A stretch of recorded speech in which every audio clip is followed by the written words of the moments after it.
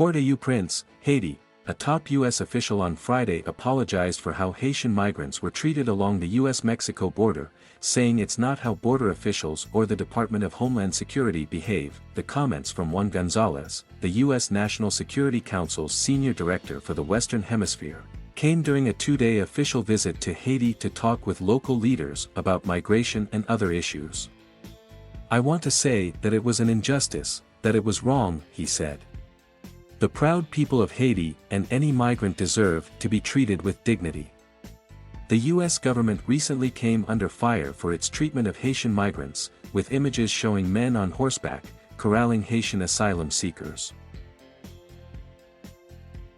Gonzalez was visiting with Brian Nichols, U.S. Assistant Secretary for Western Hemisphere Affairs, amid ongoing expulsions of Haitians from the U.S. to their homeland.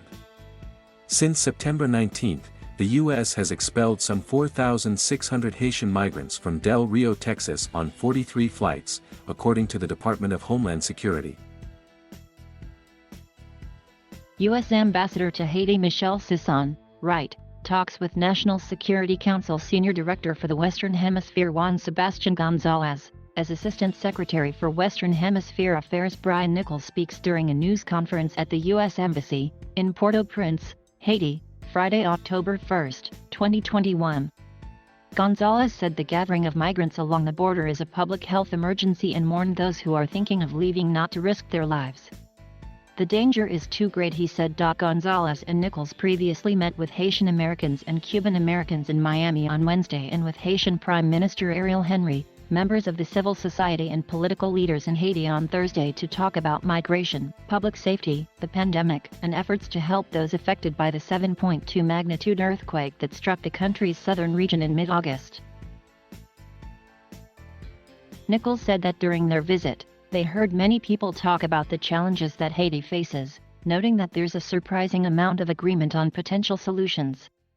"There is no solution that will work for Haiti and its people that will be imposed from the outside," he said, referring to recent criticism about the involvement of the U.S. and other countries in Haitian affairs as it tries to recover from the earthquake and from the July 7 assassination of President Jovenel Moïse at his private home. "However, we in the United States are committed to providing the Haitian people the support they need to succeed and implement their own vision." Nichols said the conversation with the Prime Minister was constructive, adding that the U.S. is encouraging consensus and a holistic vision.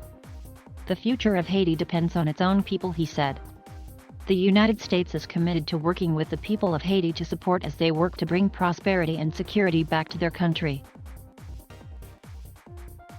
Nichols said a technical team from the U.S. State Department's Bureau of International Narcotics and Law Enforcement will visit next week as Haiti struggles with a spike in gang-related violence, with the Bureau's Assistant Secretary visiting in upcoming weeks. He said later this month, the Undersecretary for Civilian Security, Democracy, and Human Rights will visit with other senior officials to talk about police and security issues. Associated Press writer Danica Cotto in San Juan, Puerto Rico contributed to this report.